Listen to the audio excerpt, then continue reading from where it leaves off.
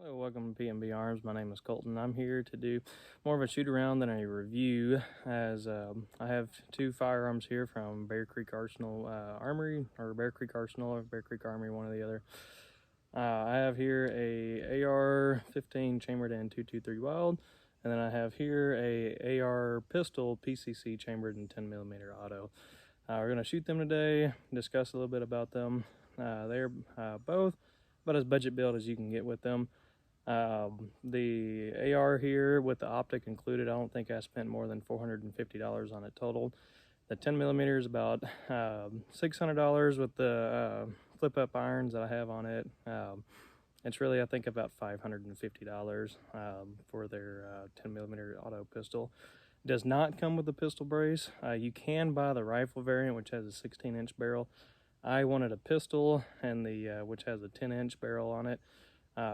And so we'll be shooting them around today. I have roughly about 100 rounds in both of them. They are a lot of fun to shoot.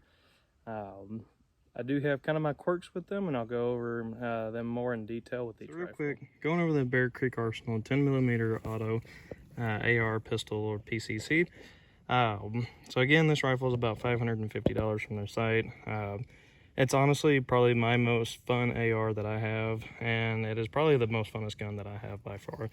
It takes your standard Glock mags. I'm not a big expert on the Glocks. This is a 30-round Glock 10mm mag.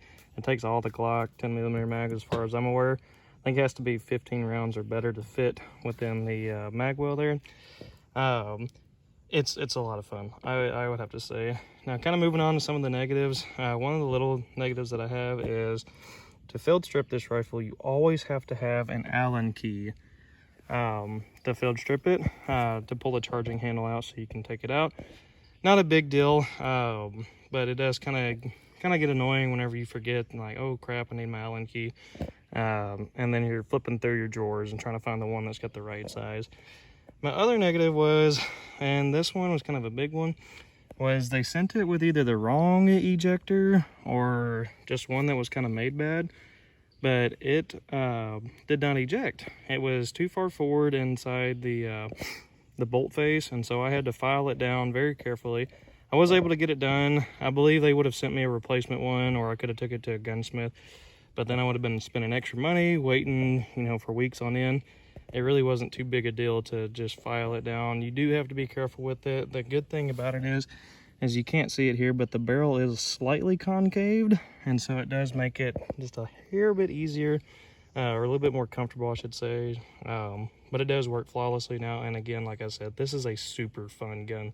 Let's get to shooting. All right, so what I have set up here today is it's actually a front bumper off of a Tacoma and a U-bolt off of a rear end of a Tacoma, holding it steel target up there.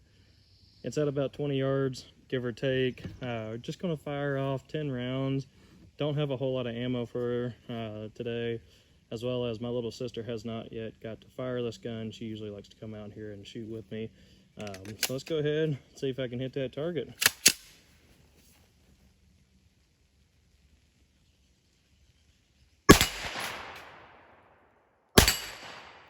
Oh no! I hit it sideways?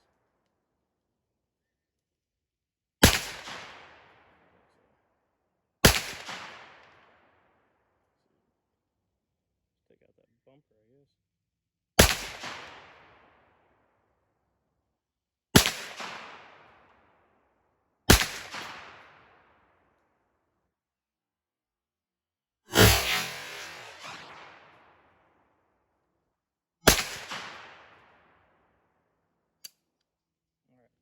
So something I kind of want to note right here is this gun sort of operates like an AK, and where the last round does not show clear.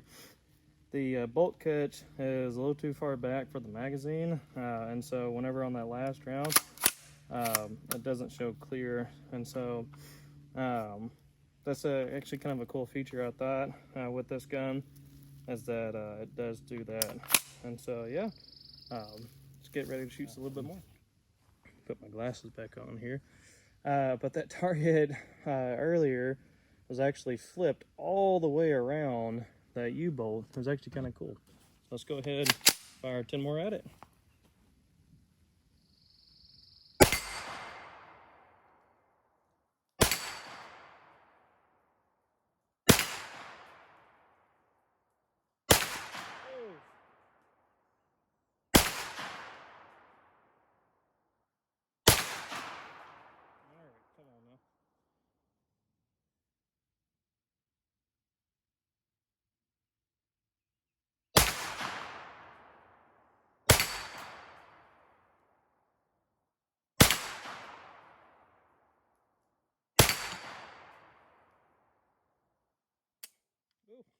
right, that's it. Alrighty, and here is the Bear Creek 223 Wylde. It is actually just a Bear Creek upper and American Tactical lower. It's a pretty fun gun. I mean, standard. I mean, I'd say just general AR 15 upper. Kind of the same complaint as the 10 millimeter as showed earlier, is the Allen key to take the charging handle out so that you can field strip it. Again, not a big deal. I love the stainless look. I just don't like that part of the stainless part. And then just kind of a little bit of a tidbit for me is the American Tactical lower is everything is plastic. All the internals are plastic. The outside is cast aluminum, but all the internals is actually just plastic. It does run well. It even ran a suppressor just fine. It does fairly well.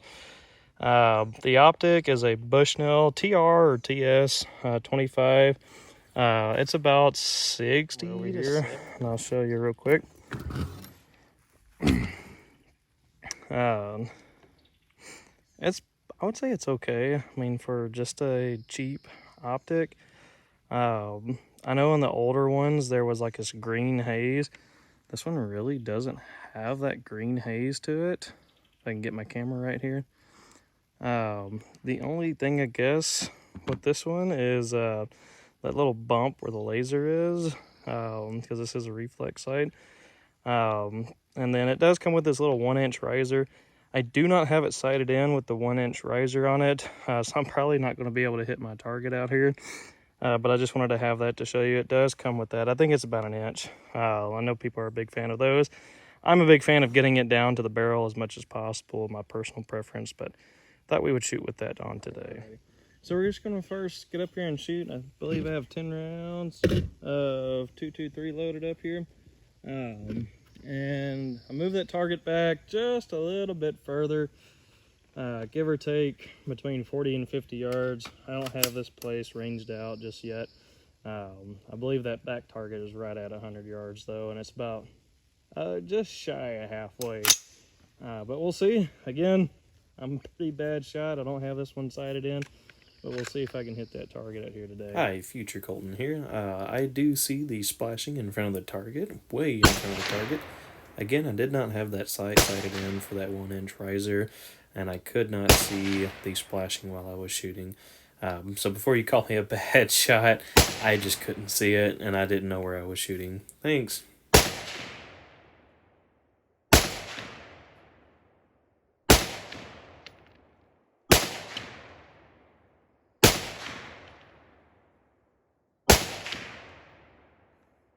I could not. Unfortunate.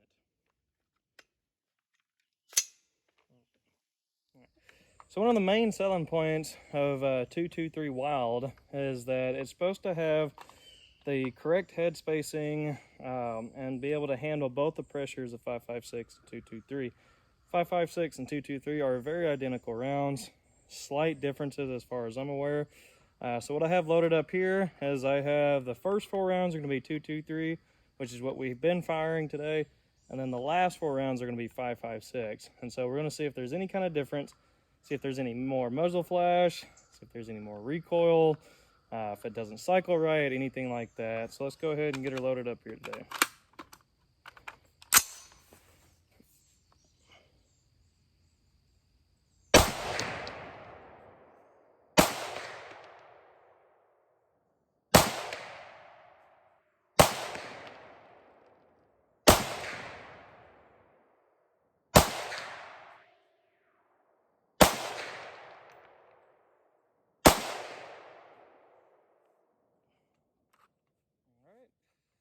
So I'll be able to see it in the video here in just a second when I go to edit it. But let me know in the comments if you saw any difference between the 223 Remington and then the 5.56. Right, so there you have it, guys. We had the Bear Creek right side charging, AR-15 and AR 10mm PCC. Like I said, the 10mm is by far my funnest gun. I love that gun a lot. It is super fun to shoot. And unfortunately, I'm not able to shoot it more today as, again, I don't have enough ammo, and I would like to have my little sister out here for me today. And then we had the 223 Wylde. For anybody that has trouble with the 10mm ejection, should anybody get one in the future, please leave a comment and I'll try to reply to it to inform you of how I fixed it. Unfortunately, YouTube says that is a no-no to show people how to fix a gun. So reach out to me. I'll try to explain to you how to fix it, or reach out to me in some other kind of means, and I'll be more than glad to help. All in all, I don't think they're going to be, two-gun kind of competitions, but give or take, the right shooter, of course, it's always the shooter, not the gun, but right shooter, right attachments, right care. I mean, I could see these rifles being used in some competitions. Again, they're great for the budget, for the price point. I think that they are really good rifles, and I'll see you in the next one.